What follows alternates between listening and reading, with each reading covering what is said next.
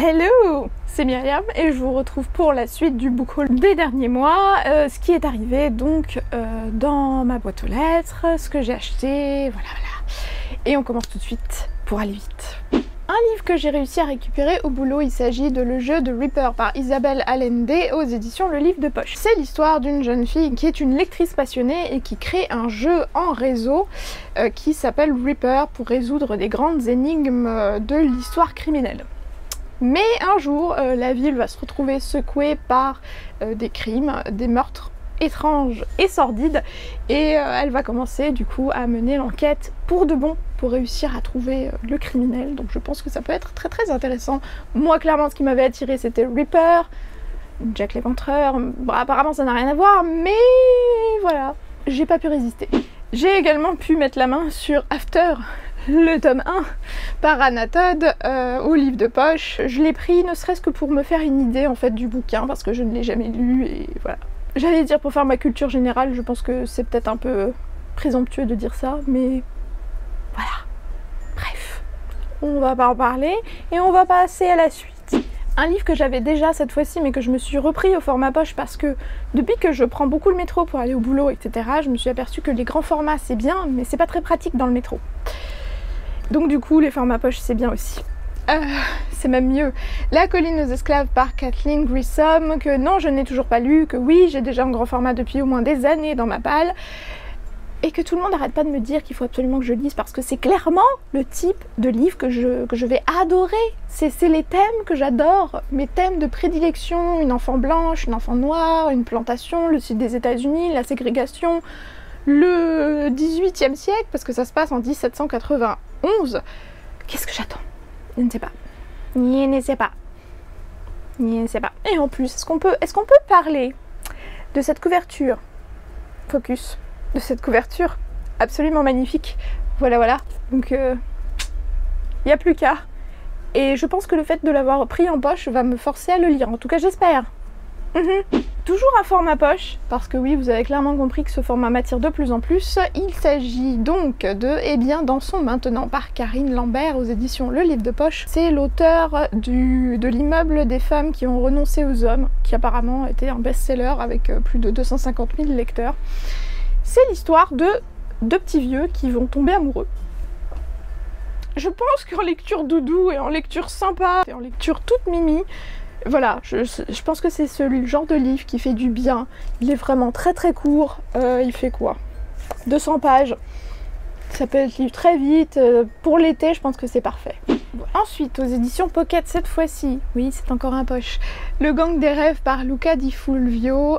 C'est l'histoire de tous les gangs à New York dans les années 1920. Donc c'est vraiment une ambiance très particulière. Vous avez les Italiens, vous avez enfin plein de petites communautés qui se répartissent la ville. Et voilà, c'est l'histoire de jeunes qui vont grandir dans cette ambiance, qui vont essayer de se faire leur place, parce qu'à cette époque-là, bah voilà, c'est le rêve américain. Les gens ont l'impression qu'ils ont émigré de la vieille Europe, qui avait pas mal de problèmes, et qui va continuer à en avoir de sacrément gros dans les décennies qui viennent. Ils se sont dit, voilà, on quitte l'Europe, on essaye de vivre une nouvelle vie, une vie grandiose, et du coup, bah, ils s'aperçoivent que ça va être un peu compliqué, mais voilà, ils ont ces rêves. Ils ont ces objectifs et ils vont essayer de se sortir de leur misère. Donc je pense que ça peut être une très belle lecture. Il est énorme, il pèse super lourd. Il fait presque 1000 pages. Et voilà. Donc j'espère qu'il va être passionnant parce que pour le coup, pour s'enfiler 1000 pages, j'espère qu'on va pas les voir passer. Deux autres petits poches, cette fois-ci que j'ai reçus de la part d'une abonnée de Kelly. Si tu passes par là d'ailleurs, je te fais un petit coucou et de gros bisous. Merci beaucoup pour m'avoir offert ça et franchement, t'avais absolument pas à le faire. Deux bouquins qui s'appellent donc Dans la rue où je vis, celle que j'aime, aux éditions Le Livre de Poche. Donc c'est un Mary Higgins Clark. Et l'autre, La dernière leçon par Noël Châtelet. Donc ça aussi, je vous les avais présentés sur mon compte Instagram, au fur et à mesure que je reçois mes bouquins d'ailleurs. Si c'est pas déjà fait, allez-y. Et voilà, ça m'a fait super plaisir. Merci énormément Kelly. Et franchement, t'avais vraiment pas à me les envoyer. Mais en tout cas, ça m'a fait énormément plaisir. Merci. Un jour, je me baladais à la Fnac Et là normalement cette phrase, vous savez que ça va pas très bien se finir. Et je passais dans le rayon des romans historiques, c'est très surprenant également. Et d'un coup je suis passée devant les Outlander. Et là, le drame, je vois qu'il y en a un que j'ai pas. Mais comment c'est possible? Comment est-ce qu'il peut y avoir un tome d'Outlander qui est sorti et j'étais même pas au courant? Non, non, ça va pas du tout ça. J'ai donc remédié à ça très vite. Donc le dernier Outlander par Diana Gabaldon, Le prisonnier écossais. Alors, c'est pas techniquement un nouveau tome de la saga, c'est un tome bonus qui apparemment peut se lire à partir du tome 3. Voilà, si vous souhaitez pas vous spoiler, vous lisez le tome 3 de la saga Outlander et ensuite vous pouvez intercaler celui-ci. Donc, comme on va dire que je suis traumatisée du temps où Outlander était en rupture de stock bien avant ces nouvelles éditions-là, j'ai pris l'habitude de tous les acheter, histoire de me les garder précieusement dans ma bibliothèque pour le jour où enfin je pourrais tous les lire. Donc je me le suis pris, je suis rassurée, tout va bien, il m'attend sagement. Voilà, c'est parfait. De la part des éditions First, cette fois-ci, j'ai reçu mon super journal. Parce que vous avez peut-être remarqué, c'est la grande mode du bullet journal et les éditeurs s'y mettent aussi. Ils sortent chacun un peu leur bullet journal personnalisable.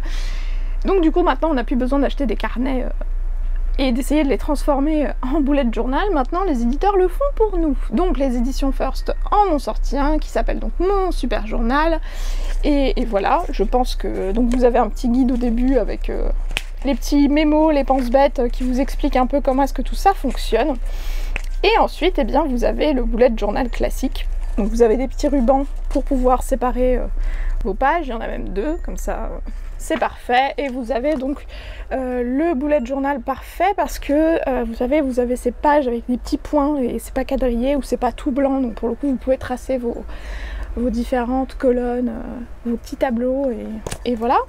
C'est cool tout ça. Donc bah, il n'y a plus qu'à s'y mettre. Peut-être que j'essaierai ça cet été, je pense. Essayer de planifier ma rentrée et mon année à venir. Voilà, et je pense que ça peut être une bonne idée également pour planifier un peu la chaîne, le blog, etc. Pour essayer de s'organiser et pour arrêter de ne plus vous faire de vidéos pendant un mois. Voilà. Des éditions Nathan, j'ai reçu une épreuve non corrigée qui s'intitule Les Puissants, tome 1, Esclaves, par Vic James, donc qui est paru déjà depuis le 4 mai. C'est l'histoire donc d'une Angleterre dans un monde alternatif où tout le monde doit donner 10 ans de sa vie en esclavage, sauf forcément les plus privilégiés, les aristocrates, etc. qui ont apparemment des pouvoirs surnaturels et qui restent libres. Donc ça m'a l'air assez tordu comme monde. Apparemment les échos sont très bons, il me semble, j'en ai vu passer quelques-uns sur internet. Donc ben, on verra bien. De la part des éditions Gallimard, cette fois-ci, le nouveau Anne Bracharès, Ces liens qui nous séparent. C'est une auteure dont j'avais jamais lu les romans. Alors c'est l'auteur de 4 filles et un jean, enfin voilà.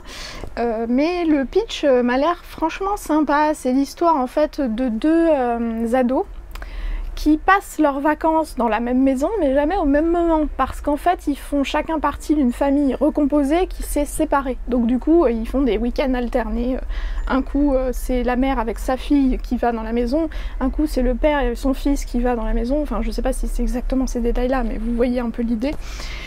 Et donc du coup ils vont essayer d'apprendre à se connaître par le biais de je ne sais pas trop quoi d'ailleurs, mais le pitch m'a l'air assez intéressant. Why not? On verra bien. Un bouquin qui m'a été offert par Mathieu, si tu passes par là, aux éditions Le Duc. C'est un livre donc, qui s'intitule La fleur de peau par Saverio Tomasella. C'est un roman. Mais l'auteur en fait est un scientifique qui s'intéresse au sujet des hypersensibles. Donc vous savez, toutes ces personnes en fait, je pense dont on peut faire partie, qui dès que vous allez leur faire une critique ou dès que vous allez leur dire quelque chose ou qu'il va se passer quelque chose d'un peu traumatisant dans leur vie ou même, enfin, des petits détails en apparence mais ils vont le prendre au centuple en fait et ils vont être très affectés par tout ce qui va leur arriver. Et en fait ça apprend finalement comment est-ce que ces personnes fonctionnent, comment gérer justement cette hypersensibilité, comment essayer de se détacher un peu justement de toutes les choses qui peuvent vous arriver et d'essayer de voilà, lâcher prise. C'est un roman. Et apparemment à la fin il y a un petit cahier en fait d'activités d'après ce que j'ai compris qui essaye d'apprendre justement aux personnes qui sont dans ces cas-là à essayer de mieux gérer leurs émotions. C'est un roman très court, il fait à peine 200 pages, donc ben, j'ai vraiment par curiosité en fait envie de le découvrir pour voir un peu ce que ça donne parce que c'est un sujet qui m'intéresse.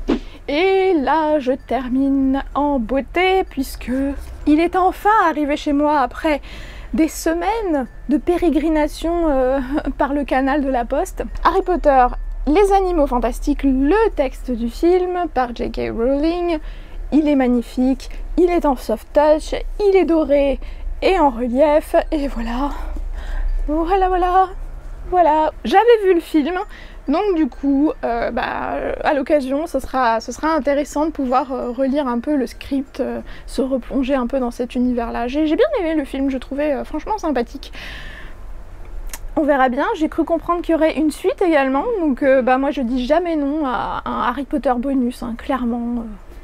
Voilà, j'espère que cette nouvelle vidéo vous aura plu, j'espère que vous faites également de très belles lectures, que vous aussi, vous avez aussi acquis pas mal de livres ces derniers temps.